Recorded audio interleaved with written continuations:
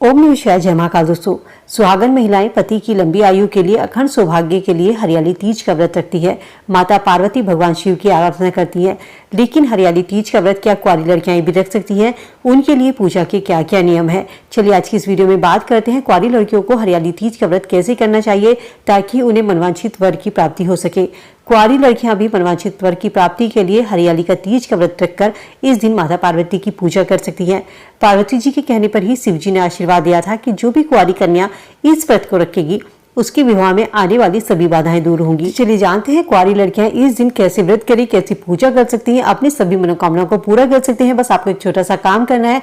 अगर आप महादेव के भक्त हैं तो कमेंट सेक्शन में हर हर महादेव लिखना ना भूलें। वीडियो अगर पसंद आए और आपको लगे कि आपको कोई जानकारी मिली है, वीडियो को फ्रेंड फैमिली के साथ में लाइक शेयर करते चलिए। यदि कुंवारी लड़कियां हरियाली का तीज का व्रत रखती है तो उन्हें इस दिन सुबह जल्दी उठना चाहिए, साफ सुथरे कपड़े पहनने चाहिए। हो सके तो इस व्रत में आप पारंपरिक कपड़े पहने, जैसे कि लहंगा, चुनरी, सूट, सलवार, साड़ी आप पहन सकते हैं। भगवान शिव और माता पार्वती का नाम लेकर आपको व्रत का संकल्प लेना है। संकल्प लेते समय हाथ में थोड़ा सा गंगा जल लीजिए और भगवान के सामने अपने व्रत का संकल्प लीजिए कि मैं इस मनोकामना पूर्ति के लिए आपका व्रत रख रही हूँ, मेरी ये मनोकामना पूरी करें। संकल्प लेने के बाद आप अपना व्रत शुरू कर सकते हैं। इस व्रत को यदि आप पहली बार निर्जला व्रत रखेंगे तो आपको ये व्रत आगे तक निर्जला रखने हैं। यदि आप निर्जला व्रत नहीं रख सकते, कोशिश कीजिए, क्योंकि एक समय ऐसा भी आता है जब हम निर्जला व्रत नहीं रख सकते हैं तो आप इस व्रत को फलाहार भी रख सकते हैं। लेकिन पहली बार जैसा इस व्रत को रखेंगे निर्जला या फलाहार, तो आपको उसी तरीके से आगे के व्रत भी करने हैं। जो लोग निर्जला व्रत नहीं रख सकते वो उस दिन फलाहार का कर सकते हैं।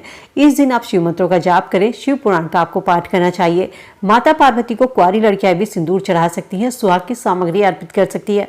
और जो सुहाग का सामान आप अर्पित कर रहे हैं, आपकी कोई सास वगैरह नहीं है या आप किसी को नहीं दे सकते, उन्हें आप किसी जो आपके मंदिर में पुजारी होते हैं, पुजारन होते हैं, उनको आप ये दान कर सकते हैं। किसी जरूरतमंद को इस सामान को आप दान कर सकते हैं। भगवान शिव को आपको पंचामृत से स्नान कराना चाहिए। पंचामृत में दूध, दही, घी, शक्कर और शहद मिलाकर भगवान शिव का अभिषेक कराएं और उनका पूजन करें। व्रत का पालन करें। आपको भोग के रूप में आप उनको खीर अर्पित कर सकते हैं। संध्या काल में भी शिव भगवान की पूजा और आरती करें।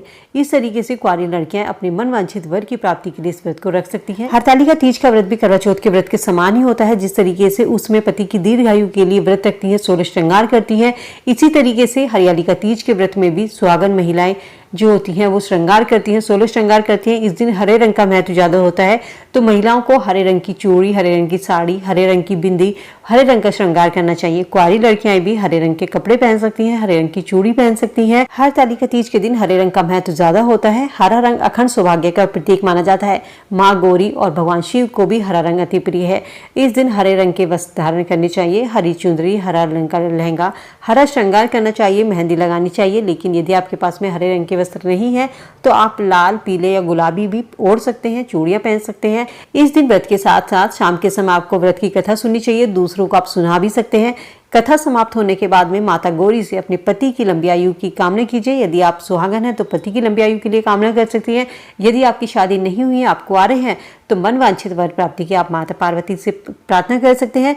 इस दिन महिलाएं पूरा दिन, अगर आप निर्जला व्रत रख रहे हैं तो आपको जल की एक बूंद भी नहीं पीनी है। व्रत का पारण शाम के समय चंद्र दर्शन के बाद किया जाता है और जो चीज़ आप भोग लगाते हैं उस चीज को पहले प्रसाद के रूप में ग्रहण कीजिए, उसके बाद आप व्रत को खोल सकते हैं। भगवान शिव, माता पार्वती को पूजा की सामग्री अर्पित करने के बाद में दोनों की आपको आरती करनी चाहिए। भगवान की प्रिय वस्तु, शिव जी को जो वस्तु पसंद होती है, बेलपत्र, धतूरा, सफेद रंग के पुष्प, सफेद चंदन से आप उनका तिलक कीजिए, उनकी प्रिय वस्तु उनको अर्पित कीजिए। हरताली का तीज के व्रत में ध्यान रखें, जो भी महिलाएं किसी कारणवश हरियाली का तीज की पूजा में शामिल नहीं हो सकती है, मासिक धर्म आया है या किसी और कारण से वो पूजा में शामिल नहीं हो रही, बहुत सी महिलाएं जॉब करती है, तो वो फोन पर या कैसे भी व्रत की कथा को पढ़ सकती है, व्रत की कथा को सुन सकती है।